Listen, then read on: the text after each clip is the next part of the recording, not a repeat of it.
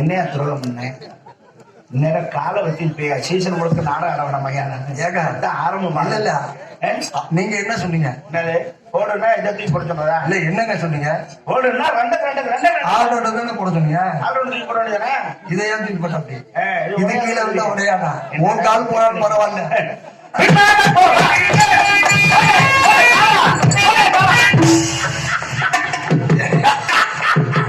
போட்டலாம் போட்டல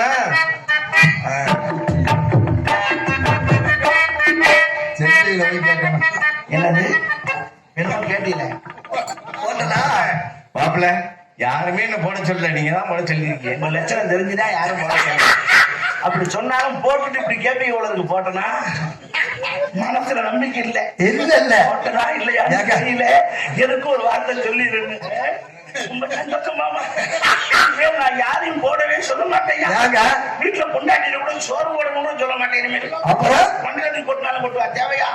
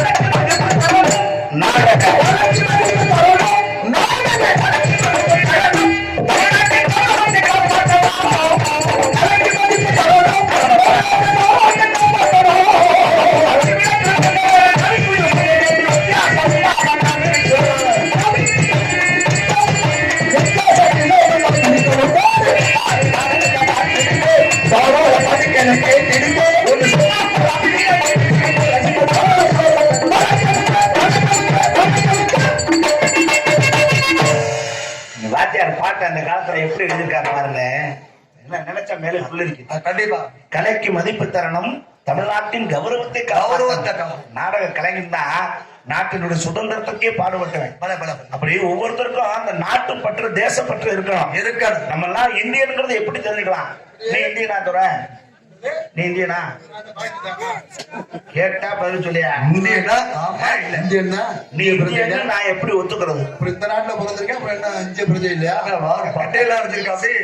பட்டை ஓட்டா மட்டும் இந்தியாவில பிறந்தா மட்டும் இந்தியன் ஆகாது எப்படி நீ இருக்க இந்தியாவில தான் இருக்கேன் இந்தியாவில இருந்தீனா நீ இந்தியன் ஆக முடியாது உனக்குள்ள இந்தியா இருக்கணும் அப்பதான் நீ இந்தியன் ஆகும் சூப்பர் சூப்பர் இந்தியாவுக்குள்ள நீ இருந்தா மட்டும் பத்தாது நான் இந்தியன்கிற உணர்வு ஏன்னா அந்த நாட்டுக்கு சுதந்திரம் வாங்கி கொடுத்த தியாகிகளே